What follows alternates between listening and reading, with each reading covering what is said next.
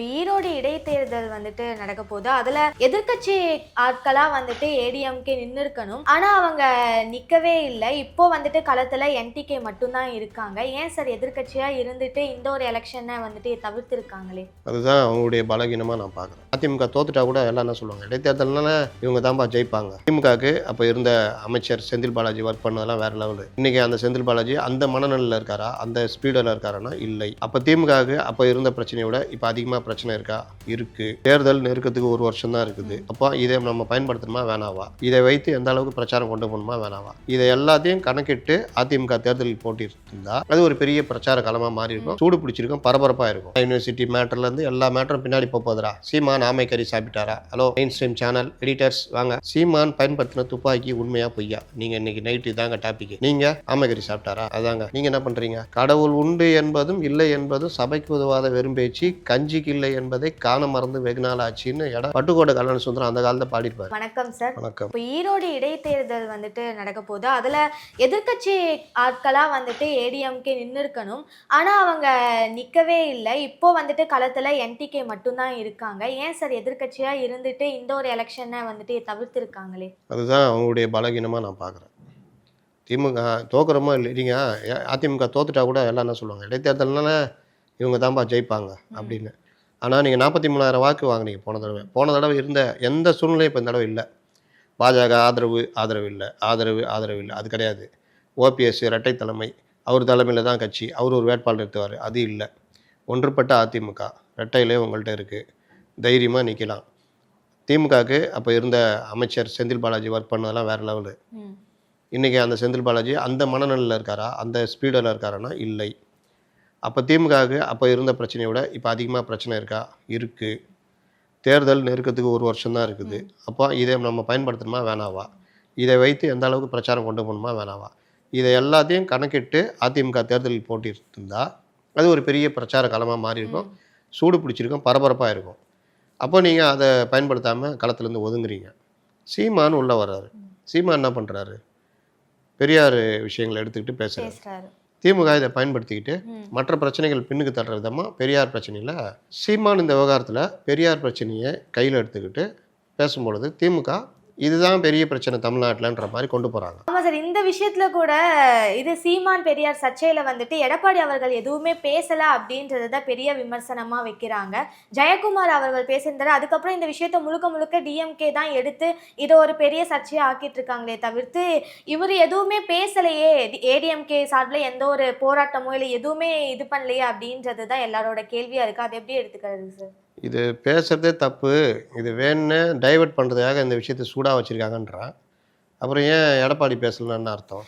ஜெயக்குமார் ரொம்ப நெருங்கட்டும். தேர்தலுக்கும் பெரியாருக்கு என்ன சம்மந்தம் இருக்குது? தேர்தலுக்கும் பெரியாருக்கு என்ன சம்மந்தம் இருக்குது? ஒருத்தர் திடீர்னு ஒன்று கொண்டு வருவார், அவர் கிளப்பின உடனே இவங்க பார்ப்பாங்க, ஆக்கா அண்ணா யூனிவர்சிட்டி மேட்டர்லேருந்து எல்லா மேட்டரும் பின்னாடி போகுதுரா. சீமான் ஆமைக்கறி சாப்பிட்டாரா? Hello mainstream channel editors வாங்க. சீமான் பயன்படுத்தின துப்பாக்கி உண்மையா பொய்யா? நீங்கள் இன்றைக்கி நைட்டு தாங்க டாபிக். நீங்கள் ஆமைக்கறி சாப்பிட்டாரா? அதாங்க. நீங்கள் என்ன பண்ணுறீங்க? நீங்கள் சீமான் அன்னைக்கு போட்டிருந்த ஷர்ட்டு மிலிட்ரி ஷர்ட்டா சாதா ஷர்ட்டா? நீங்கள் இப்போ என்ன பண்ணுறீங்க? சீமான் கறி இட்லி சாப்பிட்டாரா? அதை நீங்கள் அப்புறம் சார் கன்னடாவில் பிரபாகர் அண்ணன் பையன் இருக்கார், ஃப்ளைட்டில் டிக்கெட்டை போடுங்க கூட்டுவாங்க. சார் ஒரு டைரக்டரு அவர் தான் நான் பண்ணி கொடுத்தேன், கூட்டுவாங்க அவரை உட்கார வைங்க, அவரை பேசுங்க.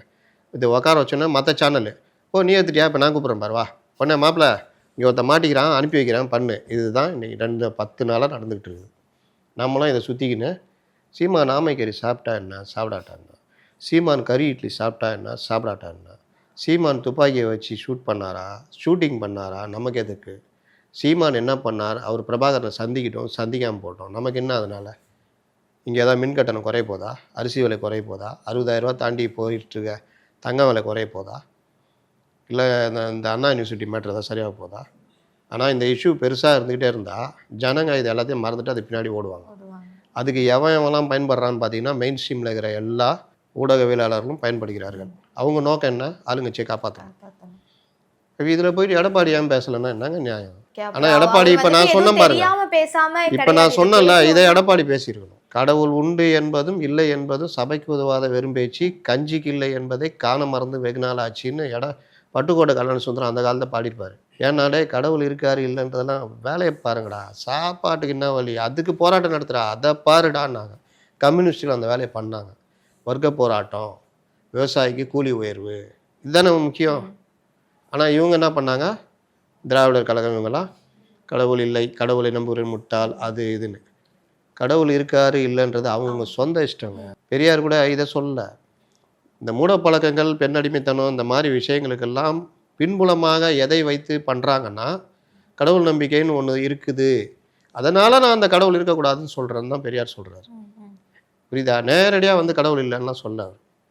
இது இப்படி இருக்கக்கூடாது, பெண்கள்னால் வீட்டுக்குள்ளேயே இருக்கணும், விதவைனா பெண் விதவைனா மொட்டை அடிக்க பண்ணணும், உடன்கட்டை ஏறணும், இதெல்லாம் எங்கடான்னு கேட்டால் சாத்திரத்தில் எங்கே இருக்குது, கடவுள் சொல்லியிருக்காரு. இதுக்கெல்லாம் பின்னாடி மத நம்பிக்கை வருது. அப்போ இதை நான் வெறுக்கிறேன்றார்.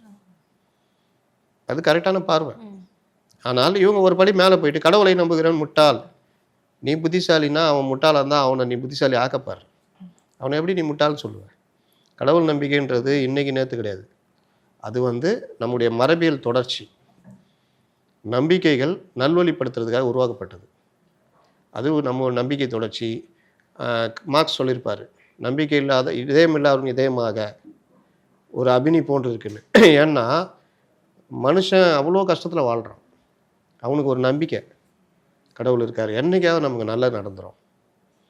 நம்ம காசை அடிச்சுட்டு போயிடுவான், அவனை நம்ம எதிர்க்க முடியாது. விட்றா கடவுள் பார்த்துக்குவார், இது மாதிரிலாம் பண்ணல, ஒரு நாள் உனக்கு கடவுள் தண்டனை கொடுப்பார். அப்போ எனக்கு என்ன ஆகும், ஒரு நிம்மதி கிடைக்கும், நான் அடுத்த வேலையை பார்ப்பேன். ஒரே துன்பம், அது இது பண்டிகை வருது, பண்டிகைக்கு என்ன பண்ணலாம், பசங்களை கொண்டு போய் துணி எடுப்போம், பண்டிகை நீ சந்தோஷமாக வெளியே போயிட்டு வருவோம், ஒரு மகிழ்ச்சி. இது இன்னொன்று நம்பிக்கை இருக்கணும்பா, கடவுள் பார்த்துக்கிட்டு இருக்காரு, நம்ம ஒழுக்கமாக நடக்கணும். அப்போது பெரும்பாலான மக்கள் இந்த நம்பிக்கையில் வாழ்கிறாங்க. அவங்க ஒழுக்கமாகவும் நேர்மையாளர்களாகவும் நியாயவான்களாகவும் அவர்கள் ஒரு மன அமைதியோடு வாழ்கிறதுக்கு மதம் ஒரு வகையில் பயன்படுது. ஆனால் இந்த மதத்தை வச்சு பொழைக்கிறான் பார்த்தீங்களா, அவனுக்கு தெரியும் நம்ம என்ன பண்ணாலும் அங்கே ஒருத்தர் இல்லை நம்மளை அவருன்னு சொல்லிட்டு தான் பொழைக்கிறான். அது எல்லா மதத்துலையும் இருக்குது. அதனால் இதெல்லாம் பிரித்து பார்த்துக்கணும். அதுக்குள்ளெல்லாம் போய் பெரிய அளவுக்கு பண்ணுறதுக்கு அவசியமே இல்லைங்க. நீங்கள் சோவியத் யூனியனு கம்யூனிஸ்ட் நாடாக மாறுது, அங்கே எல்லாம் வசதியில் வேறு, பிறந்தவொடனே அவனுக்கு வீடு நிச்சயம், வேலை நிச்சயம், படிப்பு நிச்சயம், ஸ்போர்ட்ஸ்னால் ஸ்போர்ட்ஸ் நிச்சயம், அவனுக்கான ரேஷன் எல்லாமே இருந்துச்சு சோவியத் யூனியனில். ஒரு குழந்தை பிறகுதுன்னா பிறந்து இது பண்ணிட்டா அந்த குழந்தைக்குரிய ரேஷன், ஸ்கூலில் படிக்குதுன்னா அதுக்குரிய நியூட்ரிஷனு எல்லா இதுவுமே சத்துணவு எல்லாமே கிடச்சிரும். அதுக்கு என்ன படிப்புன்னு தெரியும். இல்லை ஸ்போர்ட்ஸில் போறியா ஸ்போர்ட்ஸு, மிலிட்ரி போறியா மிலிட்ரி, எல்லா இதுவும் எல்லாம் இலவசம். வீடு இலவசம், ஒன்று படித்து முடிச்சு வந்தோன்னா வேலை இலவசம், அதை கிடச்சிரும். இது எல்லாம் இருக்கும்போது அவனுக்கு எல்லாமே போர் அடிச்சிச்சு, என்னடா எல்லாமே ஈஸியாக கிடைக்குதுன்னு. அதனால தான் அவன் அமெரிக்காவில் மற்ற இதில் இந்த சில கட்டுப்பாடுகள் இருந்ததில்ல, அதெல்லாம் அவன் பெருசாக நினச்சி உடஞ்சான், நாடு உடஞ்சது. இன்னும் சில அரசியல் காரணங்கள் இருக்குது. அப்போ அவன் என்ன ஆயிடுச்சுன்னா, இதெல்லாம் கிடச்சா சர்ச்சுக்கு வர எண்ணிக்கை குறைஞ்சிச்சான்.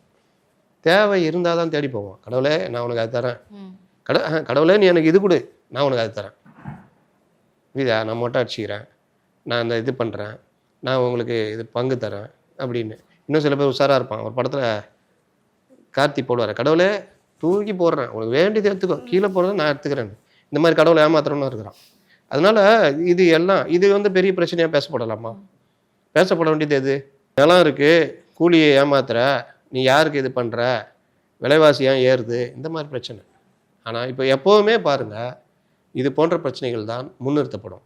எப்போவுமே பாருங்கள், இது மாற்ற விஷயங்களை முன்னிறுத்துவதற்கு இந்த ஊடகங்கள், இந்த போலி ஊடகங்கள், இந்த போலிவாதிகள் ஏதோ ஒரு பக்கம் சார்ந்துக்கிட்டு அவர்கள் ஆதாயம் அடைஞ்சிக்கிட்டு மக்களை திசை திருப்புவாங்க. இது இந்த விஷயத்துலையும் நடக்குது. அதுக்கு சீமானும் பயன்படுறார். அவர் என்ன நம்புகிறாருன்னா, என்னுடைய கணிப்பு விஜய் வருகை மற்ற விஷயங்கள்லாம் இருக்குது. அப்போ அவருக்கு இளைஞர்கள் வாக்கு மிஸ் ஆகிறதுக்கான வாய்ப்பு இருக்குது. பெரியாரை தொடுவதன் மூலியமாக இங்கே இருக்கிற வலதுசாரி வாக்குகள் இருக்குல்ல, அந்த வாக்குகள் நமக்கு வரும் அப்படின்ற மாதிரி ஏதோ நினைக்கிறார். இந்த சர்வே கூட இன்றைக்கி எடுத்து வச்சு பேசுகிறாங்க. 11% சீமானுக்கு வர்ற பொது தேர்தலில் கிடைக்கும், பிஜேபிக்கு 3.8. பிஜேபி எவ்வளோ இருக்குது பார்லிமெண்ட்டில்? 11. அப்போ பிஜேபி 3.8க்கு போகுதுன்னா அந்த 7% வாக்குகள் எங்கே போகும்? இவர் 8லேருந்து 11 போனால் 3. அப்போது ஏதோ ஒரு வகையில் பாஜகவுடைய வாக்கு சீமானுக்கு வருகிறது. ஏன் வருது? பெரியாரை திட்டுனால. ஏன்னா வலதுசாரிகள் பெரியாரை ஏற்றுக்கொள்ள மாட்டார்கள். அப்போ இது மாதிரி விஷயங்களை கையில் எடுப்பதன் மூலம் சீமானுக்கு அந்த வாக்குகள் வருது. இதை சீமான் கணக்கு போட்டு கூட பண்ணிட்டு ஒர்க் பண்ணுறதுக்கு வாய்ப்பு இருக்குன்னு நான் நினைக்கிறேன். இன்னொரு பக்கம் பாஜகவுடைய அந்த 11% 12% வாக்குகள் கட்டமைக்கப்பட்டது. ஃபஸ்ட்டு அண்ணாமலை, 2வது பார்லிமெண்ட் எலெக்ஷன், 3வது அன்றைக்கி இந்த மெயின் ஸ்ட்ரீம் மீடியாலாம் பாஜக தான் செகண்ட்ன்றப்போ அந்த இது உளுந்தது. ஆனால் சட்டசபை தேர்தலில் சரியான கூட்டணி அமைக்கலைன்னா பாஜகவுக்கு அந்த வாக்கு சதவீதம் கிடைக்காது. ப்ளஸ்ஸு பாஜக சொல்கிற அதே மேட்ரை சீமானம் எடுத்து அதோட நல்லா பேசுறதுனால யங்ஸ்டர்ஸ் இங்கே சீமானுக்கு அது மாறுறதுக்கான வாய்ப்பு இருக்குது. வாய்ப்புகள் இருக்கு. சேம் இதுதான் இப்போ அவங்க சொல்கிறது. ஆனால் இதை இவங்க இப்படி பேச மாட்டேங்கிறாங்க. சீமான் வளர்ச்சி அடைவார், பெரியார் தொட்டதுனால வளர்ச்சி. எங்கே பெரியார் ஏன் தொட்டால் எங்கேருந்து அந்த வாக்குகள் வரும்ன்றது ஒருவேளை அவர் பிரில்லியண்ட்டாக கணிச்சிருக்கலாம். தெரிஞ்சு இது பண்ணியிருக்காங்க. அப்படிதான் நான் பார்க்குறேன் இந்த விஷயத்தை. ஓகே சார், இப்போ மக்கள் மத்தியில் ஏடிஎம்கே மேலே ஒரு பெரிய அதிருப்தி இருக்குது அப்படின்னு சொல்லலாம். காரணம் என்ன அப்படின்னா, மக்களோட எந்த பிரச்சனையுமே அவங்க சட்டசபையில் பேசலை. அண்டு விஜய் கூட பரந்தூர் போயிட்டு வந்துட்டாரு, ஆனால் இவங்க எதுவுமே பண்ண மாட்டாங்க அப்படின்ற ஒரு பெரிய கொஷின் எப்பயுமே ஏடிஎம்கே மேலே இருந்துகிட்டே இருக்குது. ஏன் சார் எந்த ஒரு விஷயத்துலையுமே உள்ளே வராமல் இப்படி இருக்காங்களே? அதுக்கு எனக்கு ரொம்ப வருத்தமாக இருக்குது. சாதாரண மக்களுக்கு கூட இந்த எண்ணம் இருக்குதா இல்லையான்னு தெரியாது. ஊடகத்தில் இருக்கீங்க, நீங்கள் எப்படி சொல்கிறீங்க? பரந்தூருக்கு அதிமுக தலைவர்கள் போலியா? 2வது சட்டசபையில் இல்லை, நான் உங்களை கேட்குறேன், பதில் சொல்லுங்கள். உங்களுக்கு அதான் இப்போ என்ன சொன்னீங்க? சட்டசபையில் எந்த விஷயம் பேசல. சட்டசபையில் கடைசியாக எடப்பாடி பழனிசாமி எவ்வளோ நேரம் பேசினார் தெரியுமா? சொல்லுங்கள், எவ்வளோ நேரம் பேசினார்? சொல்லுங்க சார். நீங்கள் தானேங்க சொன்னீங்க பேசுறதே இல்லை எந்த விஷயத்தையும் சட்டசபையில்னு. மக்கள் பிரச்சனைகளை பற்றி எதுவும் பேசுறது இல்லைன்ற மாதிரியான கேள்விகள் தான். அப்போ சும்மா பேசினாரா? எவ்வளோ நேரம் சும்மா பேசினாரா? அது சொல்லுங்கள். மக்கள் பிரச்சனையாக அவர் பேசுறதில்ல, சும்மா பேசினாரா? அப்படி ஏதாவது நீங்கள் பார்த்தீங்களா? அதையாவது சொல்லுங்கள். இல்லை சட்டசபையில் எடப்பாடி பழனிசாமி பேசினாரா இல்லையா? அதையாவது சொல்லுங்கள். பேசியிருப்பாங்க சார், கண்டிப்பாக பேசி இருப்பாங்களா? பேசினாரா? பேசினாரு சார். எவ்வளோ நேரம் பேசினார் நினைக்கிறீங்க? அது நீங்க சொல்லுங்க சார், எவ்வளவு நேரம் பேசினாரு? நீங்க குற்றச்சாட்டு வச்சிட்டீங்க. பேசியிருக்காருன்னா என்ன பேசியிருக்காரு? நீங்க குற்றச்சாட்டு வைக்கிறீங்க. இந்த மாதிரி மக்கள் அதிருப்தியில் இருக்கிறாங்க, சட்டசபையில் மக்கள் பிரச்சனை பற்றி அதிமுக பேசுவதே இல்லைன்னு அதிருப்தியில் இருக்காங்கன்னு குற்றச்சாட்டு வைக்கிறீங்க. நான் என்ன கேட்குறேன், பேசினாரா இல்லையான்னு மட்டுமே சொல்லுங்கன்றேன். பேசினாரு சார். எவ்வளோ நேரம் பேசினாருன்னு கேட்குறேன். சும்மா சோறாமல் சொல்லுங்கள். 10 நிமிஷம் பேசினார் சார், 5 நிமிஷம் பேசினார், 1/4 hour பேசினார் சார், ஏதாவது சொல்லுங்கள். என்ன சார், ஒரு அரை மணி நேரம் 1 மணி நேரம் பேசியிருப்பாரு சார்? அரை மணி நேரமா 1 மணி நேரமா? ஒரு மணி நேரம்னு வச்சுக்கோங்க. 1 மணி நேரம், 3 மணி நேரம் பேசினார். 3 மணி நேரம் நின்றுக்கிட்டே பேசினார். சிஎம்ஏ சொன்னார், உங்களுக்கு ஜுரம் அடிச்சிக்கிது, 2 நாள் காய்ச்சல்னால வரல, கொஞ்சம் உக்காருங்க, ஓய்வெடுங்க. இல்லை நான் பேசுறதுனால உங்களுக்கு தான் நடுக்கம் வருதுன்ற மாதிரி, உங்களுக்கு தான் நடுக்கம் வருதுன்னாரு. 3 மணி நேரம் மக்கள் பிரச்சனையை பேசினார் கடைசி நாள். இன்னொன்று சொல்கிறேன், சட்டசபையில் பேசுவதெல்லாம் ஒளிபரப்பாகிறதா? பேசின உடனே கட் பண்ணுவாங்க, டக்குன்னு வரும் சிஎம்ஓ இல்லை அமைச்சரில் பேசுவாங்க, எதிரில் பேசினா டக்குன்னு கட் ஆகிடும். இன்னும் ஒரு படி மேலே போய் எதிர்கட்சி வரிசையே காமிக்காத இதெல்லாம் நடந்தது. அதனால் பொத்தாம் பொதுவாக பேசக்கூடாது, பொத்தாம் பொதுவாக கேள்விகள் வைக்கக்கூடாது. நம்ம ஒரு விஷயத்தில் என்ன நடந்திருக்குன்றதையும் பார்க்கணும். பொதுவான கருத்து ஒன்று உருவாக்கப்படும். இவர்கள் சரியில்லை, அது இல்லை. ஒரு காலத்தில் இருந்தது, இவர் ஓபிஎஸ் கூடயே சண்டை போட்டுருந்தார், எதிர்கட்சியாக செயல்படல அதுன்னு. ஆனால் பல விஷயங்களை கொஞ்சம் கொஞ்சமாக மாற்றிட்டு வந்துட்டாங்க. சட்டசபையில் இறங்கி அடிக்கிறார். நீங்கள் எனக்கு தெரிஞ்சு உங்களுக்கு ஒவ்வொரு தொடர்லையுமே 40 நிமிஷம் 50 நிமிஷம், கடைசியாக இருந்ததில் 3 மணி நேரம் பேசியிருக்காரு. 3 மணி நேரம் எந்த குறுக்கீடும் இல்லை அவர்கிட்ட, யாரும் குறுக்கிட முடியல. அதனால் நீங்கள் சட்டசபையில் பேசலைன்னா சொல்லவே முடியாது. ஓகே சார், இல்லை நீங்கள் பேசுறப்பவே சொன்னீங்க சட்டசபையில் பேசுகிற எந்த ஒரு விஷயமும் காண்பிக்கப்படுறது இல்லை அப்படின்ட்டு. அப்போ இந்த மாதிரியான விஷயங்கள் உங்கள் மூலியமாக வரும்போது வெளியே போகிறதுக்கு நிறைய வாய்ப்புகள் இருக்குல்ல சார்? இல்லை இல்லை, அவர் பேசுறது காண்பிக்கப்படலை தவிர, அவர் பேசினார், என்ன பேசினார், எதெல்லாம் சபை குறிப்பில் ஏறுதோ அதெல்லாம் வெளியில் வந்துடும், பத்திரிகையில் வந்துடும். 3 மணி நேரம் பேசினார்ன்றதான் வந்துடும். அதனால் நம்ம அந்த மாதிரி விஷயங்களை கையில் எடுத்துக்கணும். நரேஷனுக்குள்ளே போய் மாட்டிக்கக்கூடாது. ஏடிஎம்கே ஒன்றுமே இல்லை, ஒன்றுமே செய்யலை அப்படின்றதுக்குள்ளெல்லாம் மாட்ட முடியாது. பல விஷயங்கள் காண்பிக்கப்படுவதில்லை. அண்ணா யூனிவர்சிட்டி மேட்டரில் கூட மாநிலம் தழுவி ஆர்ப்பாட்டம் பண்ணாங்க. அந்த பிரச்சனையை பெருசாக்குனதே அவங்க தான். யார் அந்த சாரை வைரலாக்குனது அவங்க தான். அப்புறம் எதுவுமே செய்யலைன்னு மக்கள் அதிருப்தியில் இருக்காங்கன்னா எப்படி? இந்த பிரச்சனை பெருசானோன்னா டக்குன்னு வேற ஒரு பிரச்சனை இந்த பிரச்சனையை ஒன்றும் இல்லாமல் பண்ணுற வேலையும் நடக்குது. இங்கே பேச வேண்டியது அதுதான். ஒரு பிரச்சனை வருதா, இது வருதா, டக்குன்னு அதாமுக்கு கோமிய மேட்ரு வருது, அதை பெருசாக்கு. இந்த நரேட்டிவ் செட் பண்ணுற வேலைகளை ரொம்ப பிரில்லியண்ட்டாக பண்ணிக்கிட்டு இருக்கிறாங்க. அப்போ கோமிய மேட்ரு சரியாக எடுபடலையா, டக்குன்னு கூட்டு வா, பிரபாகரன் அண்ணன் கூட்டு வந்து பேட்டி எடு. உடனே அதை சுற்றி நம்ம எதை பார்க்குறோம், போட்டோன்னா சேனல் பார்க்குறோம். அது சேனலுங்க இப்போ யூடியூப்லோட போட்டி போட்டுன்னு அவங்கள யூடியூப்பில் அந்த பேட்டி எடுத்து போடுறாங்க. அங்கே 5 நிமிஷம்னா இங்கே முழுவதும் போடுறாங்க. அப்போ நம்ம பார்க்கும் பொழுது அதை சுற்றி தான் விவாதங்கள். எனக்கு தெரிந்த நல்ல நண்பர்கள், அரசியல் நல்லா பேசக்கூடியவர்கள், அவர்களே இந்த வேலையெல்லாம் பண்ணுறதெல்லாம் நம்ம பார்க்குறோம். ஆதவ அர்ஜுனாக்கு என்ன நடந்ததுன்னா, முதல்ல ஆதவ அர்ஜுனா விடுதலை சிறுத்தைகளை சேர்ந்த உடனே அவர் பேசின சில விஷயங்கள்லாம் பரபரப்பானார். ஞாபகம் இருக்கா? உங்களால் நாங்கள் வந்தோம்னா, எங்களாலேயும் தான் நீங்கள் வந்தீங்க. ஏன் எங்கள் தலைவர் துணை முதல்வர் தகுதி இல்லையா? இந்த மாதிரி பல விஷயங்கள் அவர் பேசினார். பெருசாக பேசப்பட்டது இதாச்சு. அதே இது மறுபடியும் அதே ஊடகங்களுக்கு நரேட்டிவ் செட் பண்ணி ஆதவ அர்ஜுனாவை கூப்பிட்டு அடித்தாங்க. அவரே எதிர்பார்க்கல. போய் உக்காந்தோன்னா அப்படி திருப்பி அடித்தாங்க. அவர் எதிர்பார்க்காத அளவுக்கு அடித்தாங்க. அதே பேட்டி எடுத்த ஆளுக்கு தான் அவங்களே திருப்பி அடித்தாங்க. கேள்விகள்லாம் பார்த்தீங்கன்னா வேறு மாதிரி செட் பண்ணப்பட்ட கேள்வி நல்லா தெரிஞ்சுது. இதுதான் இன்றைக்கி ஊடகங்களை பயன்படுத்துகிறார்கள். அப்போது இதை மக்கள் புரிஞ்சிக்கணுன்னா பல விஷயங்களை எல்லாத்தையும் பார்க்கணும். சமூக வலைதளங்கள்லையும் எதை வைரல் பண்ணுறாங்க, என்ன பண்ணுறாங்கன்னு பார்க்கணும். பொதுவான சமூக ஊடகங்கள் இந்த மாதிரி விஷயங்களை வெளியில் கொண்டு வரணும், பேசணும். இதை பேசுகிறதுக்கும் புரிஞ்சிக்கிட்டு பண்ணுறதுக்கும் இல்லை. இப்போ எல்லாமே எதை சுற்றி ஓடுவாங்க? பாரு தாவேகா 19% வந்திருக்கு, இப்போ அதை கொண்டாடிக்கிட்டு இருப்பாங்க. அதை கொண்டாட வைக்கிறார்கள்ன்றாங்க. அப்போ இந்த நுணுக்க அரசியலை தெரிஞ்சுக்கணும். எடப்பாடி சண்டை போட்டுக்கிட்டு இருக்காரு, பேசுகிறாரு. நம்ம ஒன்றும் அதிமுக ஆதரவு இல்லை, ஆனால் இந்த மாதிரி பண்ணுறாரு. இதில் இன்னொன்று நடக்கும். இந்த மாதிரி விஷயங்கள் ஏதாவது கண்டுபிடிச்சி பேசுகிறோன்னு கொண்டு போயிடுவாங்க. அதிமுக ஆதரவால் கீழே கமெண்ட்ஸ் போட வைப்பாங்க. கமெண்ட்ஸுன்றது செட் பண்ணுறது தான். இயற்கையாக போடுறவங்க கொஞ்சம் பேர் போடுவோம். நான் தாவேகாவை அதோடைய நிலைப்பாடெலாம் பேசிட்டு வரும்பொழுது ஒரு வகையான கமெண்ட்ஸு, ரசிகர்களே சில பேர் பாசிட்டிவ் கமெண்ட்ஸ் எல்லாம் போட்டிருந்தாங்க. கொஞ்சம் அதில் இருக்கிற நிர்வாகிகளை நான் டச் பண்ண ஆரம்பித்தோன்னே செட் பண்ணப்பட்ட கமெண்ட்ஸுகள் அதிகம் வந்தது. இதை எல்லாத்தையும் நான் உள்வாங்கிட்டுனா நான் எங்கேயுமே எதுவுமே பேச முடியாது, பயப்படுவேன். ஐயோ என்னடா இப்படி பேசுகிறான், இவரெல்லாம் எதுக்குங்க கூப்பிட்டு எடுக்கிறீங்க, அரசியலே தெரியாதுன்னு ஒருத்தவன் சொல்லிட்டு இருப்பான். எனக்கு அரசியல் தெரியுமா வேணாமா, நான் யாருக்கிட்டையும் சர்டிஃபிகேட் வாங்க வேண்டிய அவசியம் இல்லை. எனக்கு இது பண்ணலைன்னா கூட நான் கவலைப்பட மாட்டேன். நான் வரல எழுதிக்கிட்டு இருப்பேன், இல்லை எங்கேயாவது கிடைக்கும் போது பேசுவேன். அந்த கருத்து கொண்டு போய் ரீச் பண்ணுற வரை பண்ணுவேன். நுணுக்க அரசியல் பண்ணணும். அப்போ இந்த செட்டப் இது எல்லாம் சேர்ந்து தான் மக்களை ஒரு இது கொண்டு வராங்க. இது இந்த கால அரசியலில் இது ஒரு விஷயம். அதனால் ஏடிஎம்கே செயல்படுது. அதை தாண்டி ஊடகங்கள் எல்லாம் இவங்க கையில் இருக்குது. அதனால் பல விஷயங்கள் வெளியே வர மாட்டேங்குது. ஓகே சார், ரொம்ப நாட்களாக நாம் இந்த 2026 எலெக்ஷன் பற்றி தான் பேசிக்கிட்டே இருக்கோம். ஃபைனலி அதுவும் இப்போது வரப்போகுது. இந்த எலெக்ஷன் பற்றி உங்களோட கருத்து கணிப்பு என்ன சார்? யார் இடத்த திரும்ப பிடிப்பா, இது எப்படி போகும் அப்படின்னு நினைக்கிறீங்க சார்? எலெக்ஷன் நான் சொன்ன மாதிரி கூட்டணி இல்லாமல் இனி யாரும் ஜெயிக்க முடியாது. கண்டிப்பாக அது ஜெயலலிதாவோட போச்சு. திமுக கூட அப்பவும் கிடையாது. அப்பவும் திமுக கூட்டணி இருந்தால் தான் ஜெயிக்க முடியும். அது தெரிஞ்சு தான் ஜெயலலிதா கூட்டணியிலேருந்து எல்லாரும் வெளியில் கொண்டு வந்தது. என்கிட்ட வராதீங்க, நான் பார்த்துக்கிறேன், நீங்கள் தனியாக நில்லுங்க, அதை தனிச்சு விடுங்க பார்த்துக்கலான்னு. அந்த மாதிரி வெற்றியை தான் ஜெயித்தாங்க. இப்போ அதிமுகவும் கூட்டணி இல்லாமல் ஜெயிக்க முடியாது. அவங்களுக்கு இருக்கிற வாக்குகள் போன பார்லிமெண்ட்டில் 21% வச்சுக்கோங்க. சட்டசபை தேர்தல் வரும்போது இவங்களுக்கு தான் ஒரு வேல்யூ இருக்கும். அப்போ அது 28 இருக்கும். கூட்டணிக்கிட்டலாம் அமைச்சு ஒரு மெகா கூட்டணி அப்படின்னு காமிக்கும் போது அது 35-40 வரைக்கும் போகிறதுக்கு வாய்ப்பு இருக்குது கூட்டணி அமைத்தால். திமுகவும் அதே தான் 26%. இப்போ எலெக்ஷன் சட்டசபை எலெக்ஷன் வரும்போது அது 30-32 வருது வச்சுக்கோங்க. கூட்டணி அமைச்சு ஏதாவது காமிச்சாங்கன்னா 40 மேலே போய் ஜெயிக்கிறதுக்கு வாய்ப்பு இருக்குது. திமுக என்ன பண்ணிக்கிட்டு இருக்குது அப்படின்னு பார்த்தா கூட்டணி கட்சிகளை பெரியண்ணன் மனோபாவத்தோடய அணுகுது. வேறு வழி இல்லாமல் அவர்கள் சகித்து கொண்டு அங்கே உட்காந்துக்கிட்டு இருக்கிறாங்க.